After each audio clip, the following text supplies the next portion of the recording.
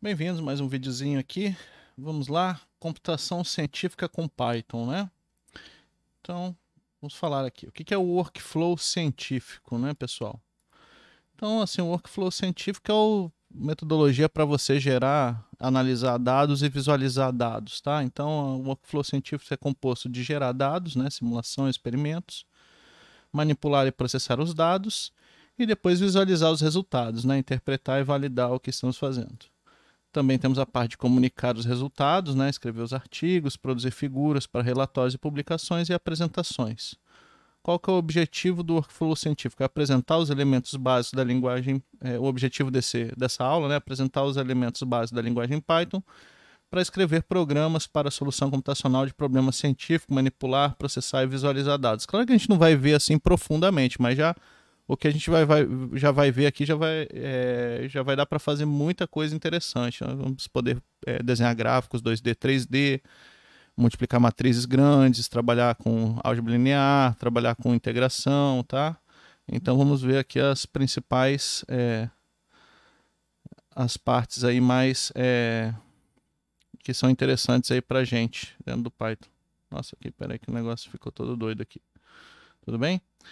Então, assim, para fazer isso no Python, nós vamos usar algumas bibliotecas aí que são pré-definidas no Python. A biblioteca principal que a gente vai utilizar é a biblioteca NumPy, tá? A biblioteca NumPy, o que é? Significa Numerical Python, tá? Numerical Python.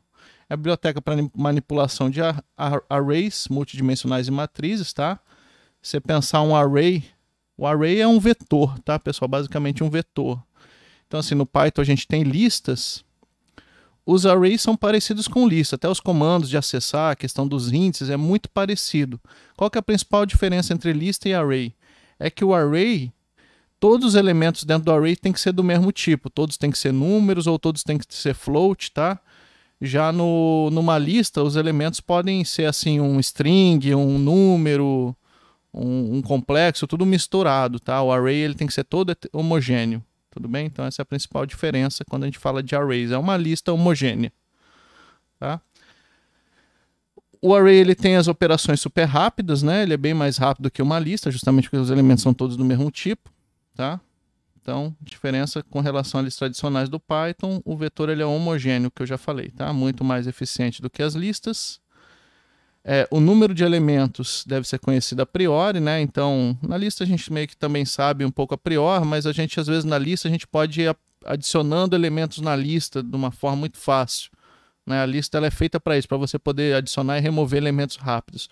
O array é um pouco. Você pode adicionar e remover elementos, só que é uma operação cara, tá? Ele tem que fazer uma cópia do array para adicionar e remover elementos. Então, não é muito interessante você ficar fazendo comandos de append no array.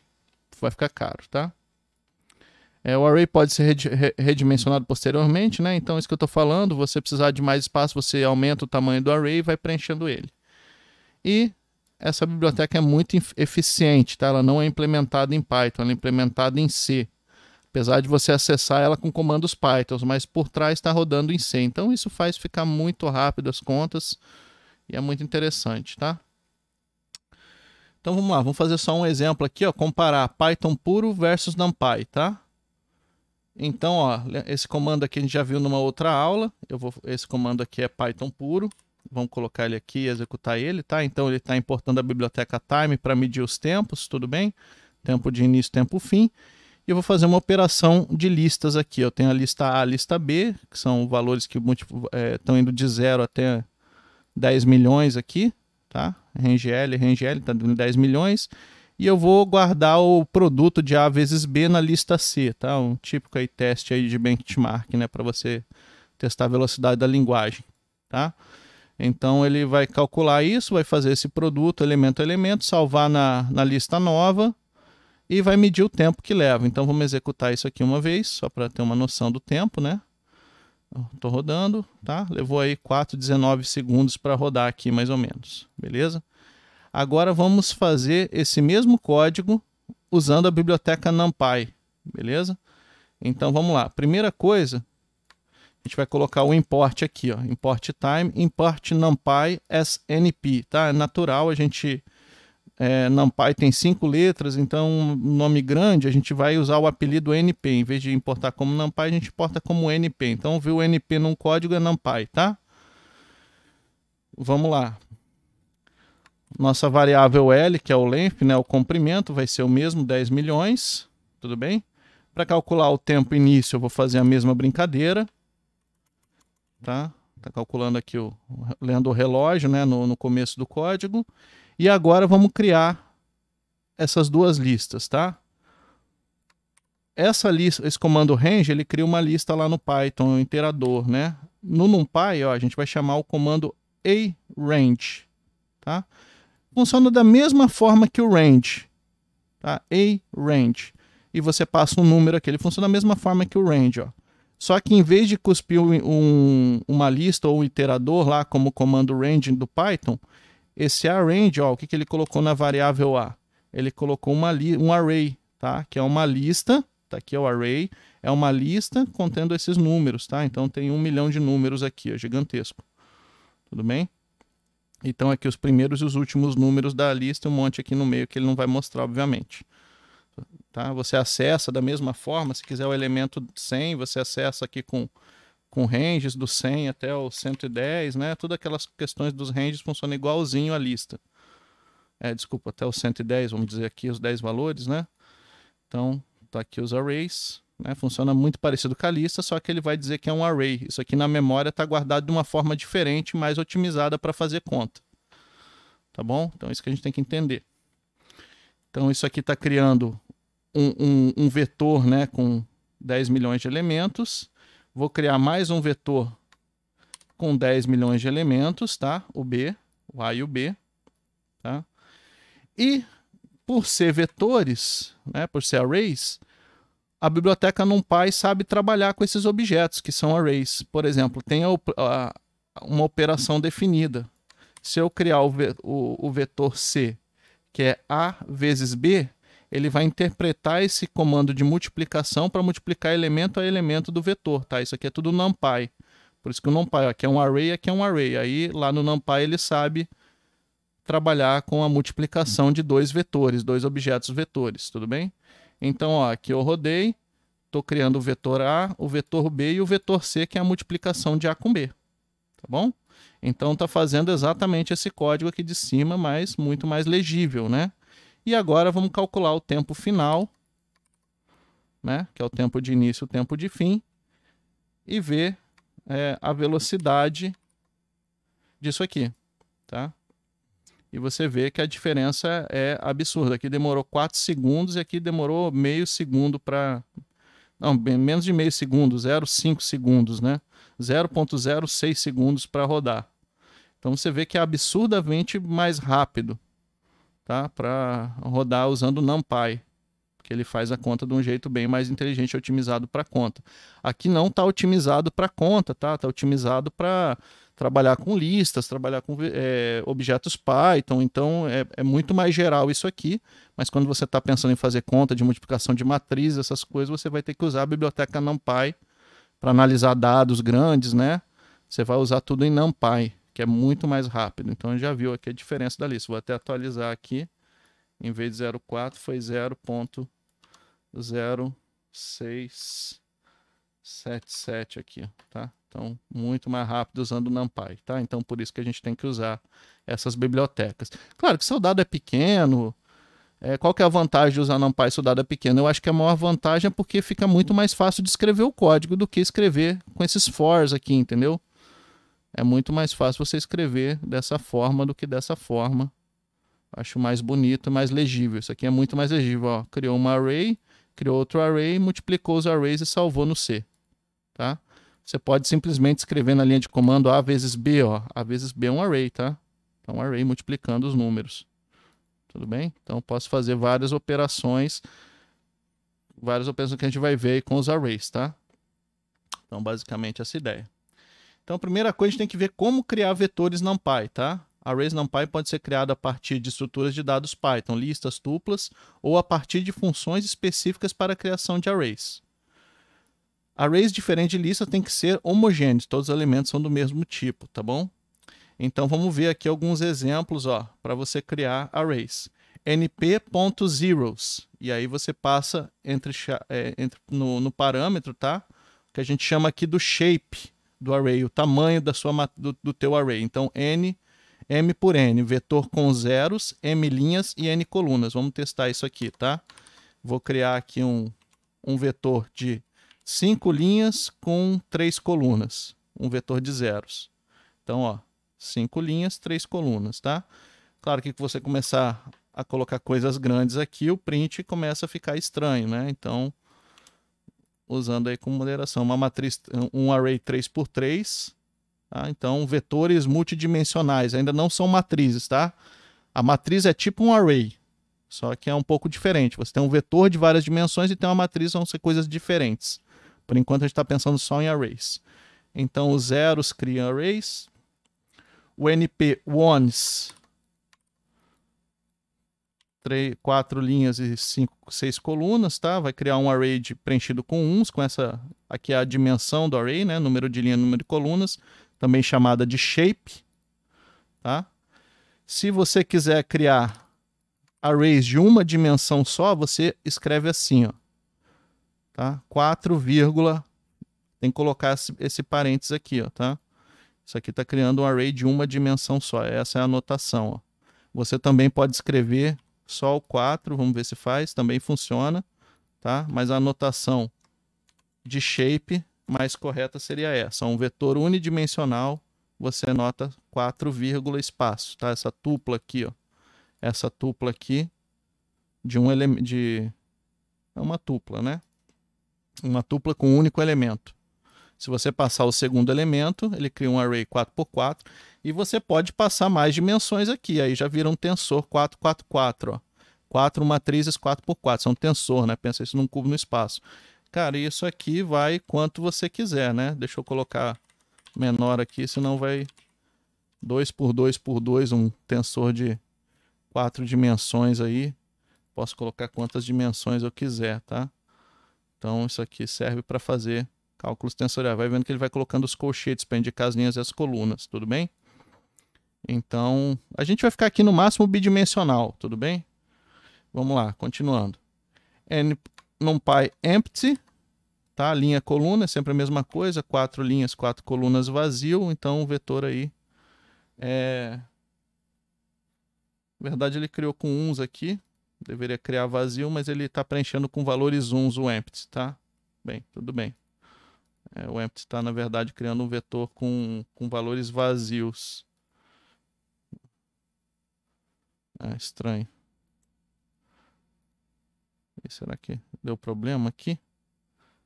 Ele colocou uns valores estranhos aqui, mas tudo bem. É um vetor que ele chama de... Tá, o que ele está dizendo quando é empty? Deixa eu tentar explicar para vocês. Ele vai, quando você cria esse NumPy empty, ele está pegando um pedaço da memória do computador e alocando aquilo ali para ser um vetor.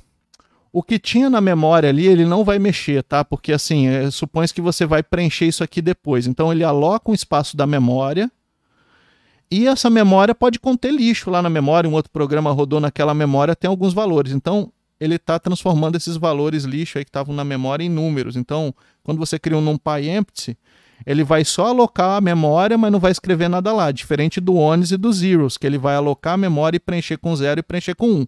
Então, esses comandos aqui são mais caros, porque ele, além de alocar, ele está preenchendo valores. Aqui ele só está alocando, tá? Esse é mais rápido. Então, se você vai preencher a matriz depois, você pode começar ela vazia, tá? Porque fica mais rápido do que preencher com zeros e uns. Se você for depois, né? Mas aí você sabe que vai ter lixo nela aqui, vai ter o que estava na memória e para o NumPy não interessa. Então, pode acontecer qualquer coisa aqui dentro, tá? NP zeros like A. Tá? Então, ó, vou criar uma matriz aqui em cima, A, tá? Que ela é a matriz, vamos dizer que é uma matriz de 4x6, tá? Então, aqui eu tinha uma matriz A. E aí eu criei NumPy zeros like A. Então, o que ele vai pegar? Ele vai pegar a matriz A, o vetor A, né? Estou falando matriz, mas é o vetor A, e vai criar um vetor de 0 parecido com A, ou seja, do mesmo tamanho de A, com a mesma dimensão de A. Ó. Então, A era 4x6, aí eu criei um de zeros a partir do A, que também vai ter 4x6, tá? Então é para você fazer um vetor do mesmo tamanho do outro, só que preenchido de zeros. Aí tem o oneSLike. Faz a mesma coisa, você passa aqui você passa um vetor aqui, ele faz uma cópia do vetor preenchido de 1. Beleza? E tem o emptyLike também, que cria um do mesmo tamanho de A, só que vazio. Você tem o comando nprandom.random, tá? Porque random é um módulo dentro do NP, uma biblioteca dentro da biblioteca, e dentro dessa biblioteca tem a função random, que gera uma matriz de números aleatórios. Então eu vou gerar uma matriz 5 por 6 de números aleatórios, tá? Os números estão entre 0 e 1. Deixa eu diminuir, fazer uma 3 por 3 aqui. Beleza? Então, ó, eu gero uma matriz, um array 3 por 3, 3 linhas e 3 colunas, né? Com valores aleatórios entre 0 e 1. Posso criar um vetor de uma dimensão, né? Então, 3 valores, ó, se eu quiser só 3 valores no meu array, eu faço assim, tá? Então, 3 valores é um array, isso aqui é uma tupla com um número dentro, né? Ele também entende se você colocar assim, ele também vai criar o mesmo objeto, tá? 3 valores, 30 valores, tá? Posso usar essa notação ou a notação assim, que é a mesma coisa. Tá? Ele está entendendo como essa tupla com um número só, tá? 30, no Python, não sei se você lembra, ó, essa é uma tupla com um único elemento, tá? Só tem um elemento nessa tupla. Essa tupla aqui tem 2 elementos, 30 e 30, né? Então aí ele vai virar uma matriz 30 por 30 aqui pra gente, um array 30 por 30. 3 por 2, tá? E 2 por 2 com números aleatórios. Então se você quiser criar uma com números aleatórios entre 0 e 1, você faz assim. Se você quiser aleatórios que os números variem de 1 a 100, é só você fazer esse random, que está variando de 0 a 1, e multiplicar por 100 aqui. Agora vai criar uma matriz que os números estão variando entre 0 e 100, tá? Então gera números aleatórios variando entre 0 e 100. Vou gerar aqui, ó, 20 números entre 0 e 100. Ó. Perdão, troquei o parênteses de lugar aqui. Esse aqui está gerando o vetor, e aqui estou multiplicando o vetor por 100, tá? Então tá aí, ó, números entre 0 e 100. Beleza? Vamos lá. NP Identity. Aqui você criou uma matriz identidade 4 por 4, tá? Um vetor identidade. Ele vai preencher a diagonal com 1. 6, ó, 1 por 1. Tudo bem? NP Array. O comando np.array, tá? Ele espera uma lista normal do Python aqui, ó. Estou passando uma lista para o NP Array, tá vendo? Essa lista é uma lista de listas, ó. Primeira linha, segunda linha. E aqui eu estou agrupando as duas. Então, uma lista de listas Python, tá? Isso aqui ele vai entender como um array. Aqui você vai passando as linhas para ele, uma por uma, tudo bem? Então, você pode usar essa notação e a partir de uma lista Python, você criar um array NumPy, tá bom? Então, você passa listas. Ó, se eu criar uma lista, minha lista Python, 1, 2, 3, 5, 6, sei lá, qualquer coisa, 7, 4, né? E agora eu posso fazer um NumPy array da minha lista. Isso aqui vai pegar a lista e converter num array. Tá? Então você pode usar isso aqui com os comandos, por exemplo, o comando range lá do Python, né? Que isso aqui lista um iterador. Esse iterador vai ser transformado em lista e essa lista vai ser transformada no NumPy array do 0 a 9. Né? Só que a gente não escreve assim porque a gente tem o NumPy aRange. E aí já tem uma função dessa aqui no NumPy. É mais bonito escrever assim porque é menor. Então esse aqui é mais certo pythonicamente, tá? Tá aqui o NP aRange. Vamos lá, NP aRange, ó. Início, final e o passo, tá?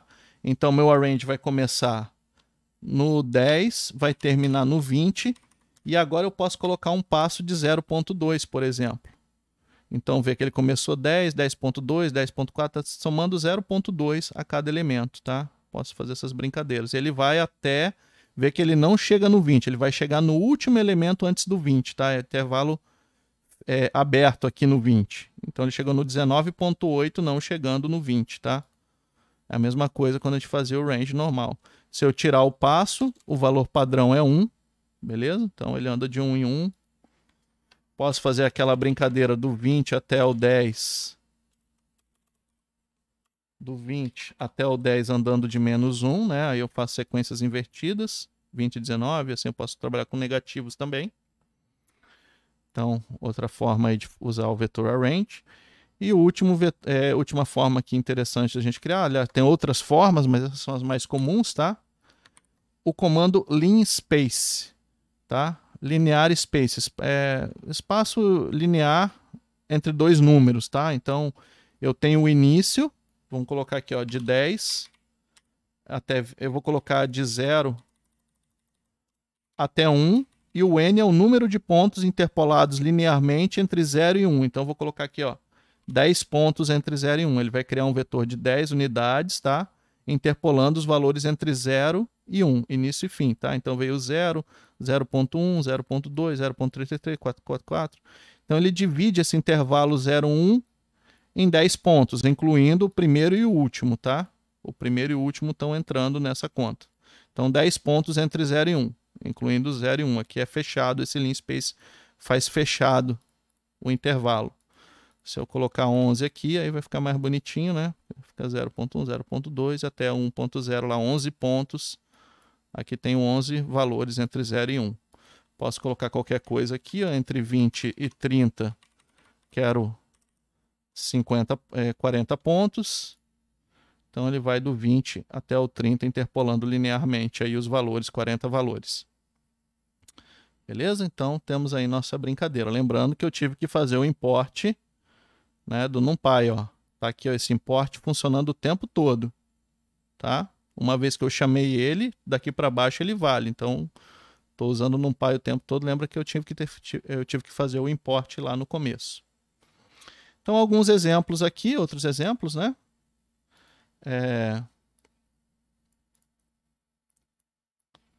Se você criar esse vetor NumPy aqui, tá? Ó, vê que eu estou começando o vetor com números float aqui, ó, né? Se você pegar NP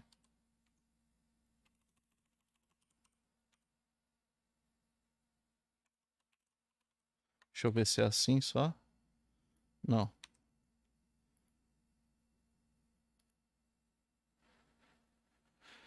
Ai, ai, quero ver o tipo do elemento, tá? Vou pegar o elemento 0 e pegar o tipo do elemento 0 aqui, ó.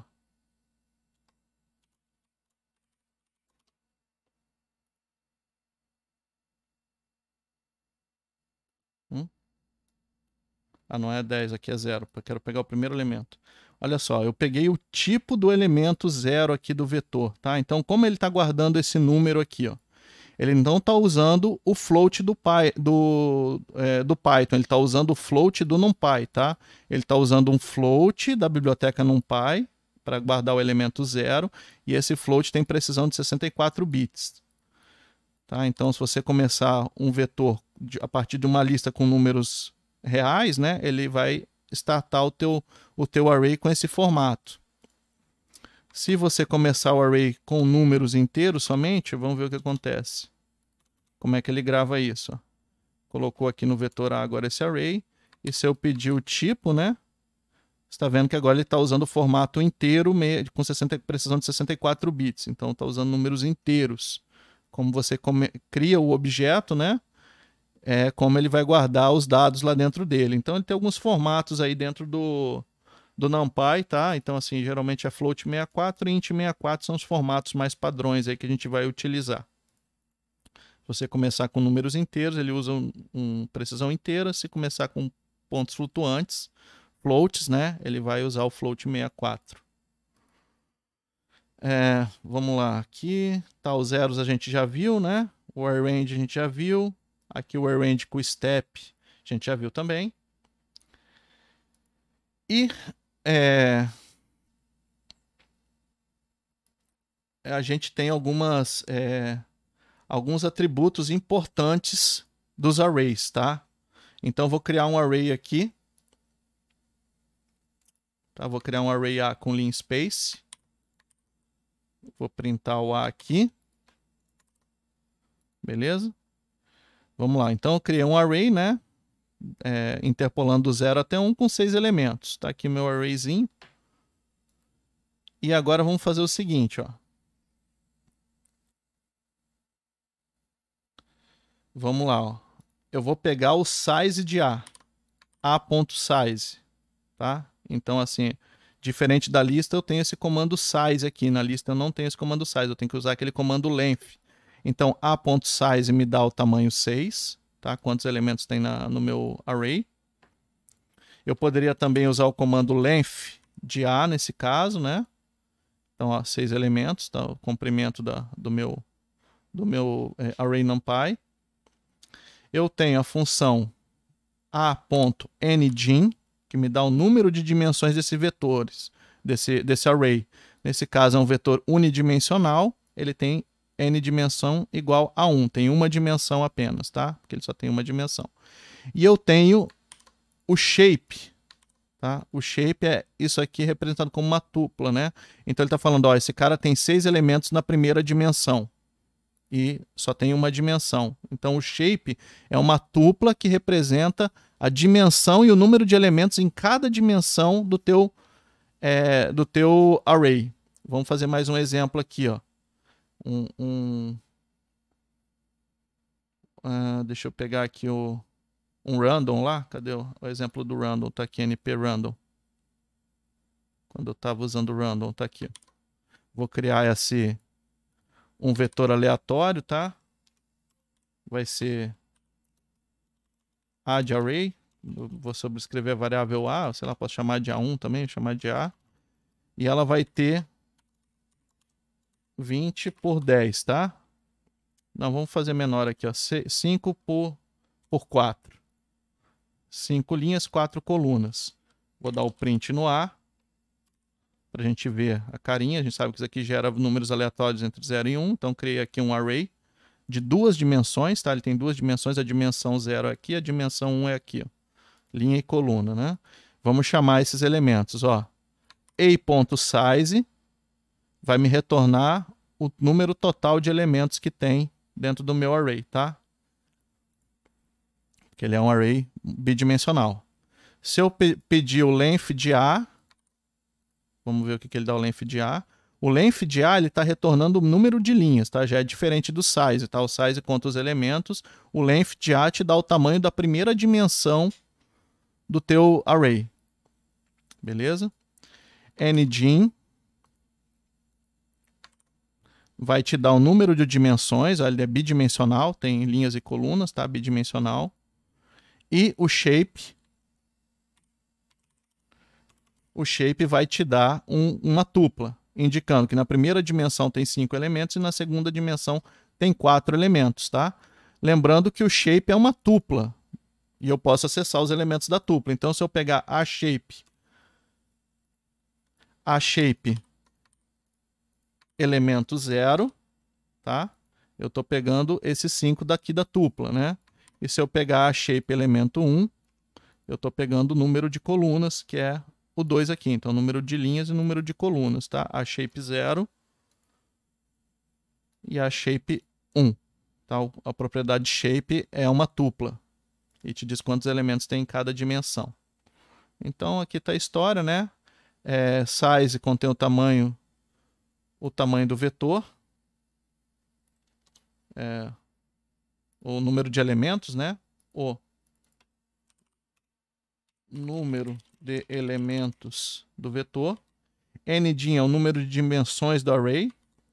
Shape é uma tupla retornando quantos elementos em cada dimensão. Se retornar a tupla 6, tá? Significa que é um vetor de uma dimensão com 6 elementos. Se o shape retornar a tupla 6, 3, significa que é uma matriz, né? Um array bidimensional. Aqui eu estou falando usando a palavra matriz erroneamente, tá? Array bidimensional 6 por 3. Se retornar 6, 5, 4 é um tensor, tá? 6 elementos na primeira dimensão, 5 na segunda e 4 na terceira dimensão. Tudo bem? Então temos aí aqui uns exemplos do comando shape. Bem, agora vamos estudar o comando reshape, tá? Reshape.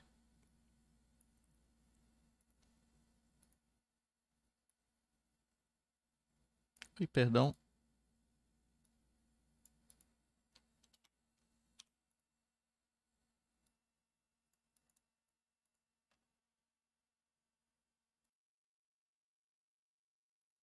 Tá, então só deixar bonitinho aqui. E colocar umas bolinhas aqui para ficar fácil de ler isso aqui. Beleza. Comando reshape é utilizado para modificar o shape do vetor, tá? Então, olha só, vamos usar o comando reshape aqui, ó. Em vez de linspace, eu vou colocar aqui... Tá, aqui eu vou criar um vetor de 6 elementos, né, interpolando de 0 até 1. Tá aqui, ó, tem 6 elementos. Deixa eu printar o valor de A aqui, mostrando o valor de A, tá? 6 elementos. E agora vamos pensar que eu quero converter isso aqui para um vetor bidimensional de dimensão 2 por 3. Então eu posso fazer aqui, ó, A.reshape, tá? Isso aqui vai dar um novo atributo de dimensão para o teu vetor e você vai passar um novo shape.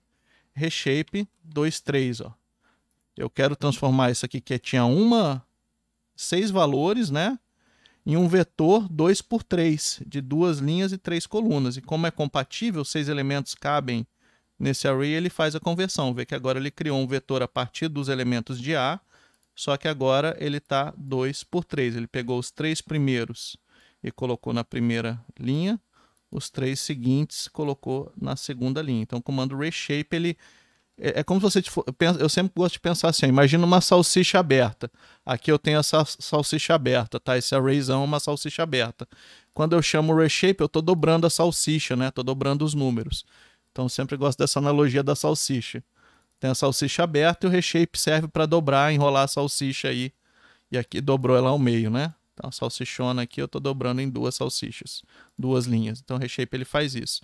Você pode também fazer 3 por 2, aí ele vai fazer linhas e colunas, tá?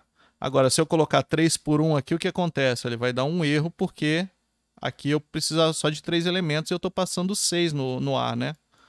Então, tem que ser compatível o tamanho, tá? Então, 3 por 2 tem que ter 6 elementos, aí eu tenho que passar 6 elementos.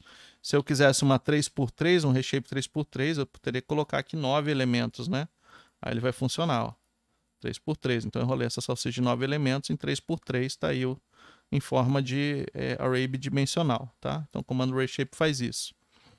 Outra coisa legal do reshape, aí eu posso salvar, né? Então isso aqui, ó, ele fez uma cópia daquele array, tá? Isso aqui está criando um novo array e eu posso salvar ele numa variável m, por exemplo, ó, né? Então agora o m recebeu o resultado do reshape. O reshape ele retorna um array, tá? Uma função que retorna um array. Tá aqui agora, ele salvou na variável m e m recebeu esse array aí dobrado, né? Bidimensional. Outra coisa legal do reshape é o seguinte, você pode colocar um -1 aqui num dos lados. O que ele vai fazer? Quando você coloca -1 aqui, ele vai tentar adivinhar o que ele tem que colocar aqui, tá? Porque ele sabe o número de colunas e sabe o número de elementos que tem o A. Então ele vai adivinhar que tem que colocar um 3 aqui, porque o A tem 9 elementos. Então assim, o -1 quer dizer, preenche aqui o valor que você precisar preencher. Tudo bem? Ó, então ele descobriu que tinha que colocar o 3. Ó. Vamos fazer um outro exemplo desse aqui. Eu vou criar um A. Né? Vou criar um A que seja múltiplo de 3 aqui, tipo 12. Ele vai descobrir que o -1 aqui tem que ser 4. Vê que ele colocou 4 linhas, tá? Então ele tenta adivinhar o valor. Mesma coisa, eu posso colocar o -1 aqui e dar alguma informação para ele. Ó. Coloca um shape 3 do lado de cá e tenta adivinhar do lado de lá. Então ele colocou 4 colunas para dar os 12 elementos que eu estou buscando aqui. Né? Você colocar um outro número aqui, tem que ser, sei lá, colocar 100 aqui, tentar fazer o reshape com 10, ele vai tentar adivinhar o outro lado, ele colocou 10, né? Número de linhas e colunas igual a 10. Então o -1 é assim, tente adivinhar. Claro que se você colocar -1 aqui e rodar, ele não vai conseguir adivinhar porque não tem nenhum que é compatível, né? Tem que ser, isso aqui tem que ser múltiplo disso aqui, né? Quer dizer, desculpa, esse é múltiplo desse. Então, o número de elementos tem que ser múltiplo. Aqui ele vai descobrir que tem que ser tudo em uma coluna. Se eu colocar -1 aqui e 10 aqui, ele vai fazer um vetor de uma única linha. Apesar dele estar quebrado em duas aqui, ó, veja que o colchete abriu e fechou aqui. Ó, tem 10 elementos, tá? É porque ele teve que dobrar, porque não teve mais espaço para colocar os 10 alinhados aqui numa única coluna. Então o reshape serve para isso, permite a gente mudar o formato, né? Shape é forma, mudar a forma do nosso array. Beleza? Então aí são as criações de arrays.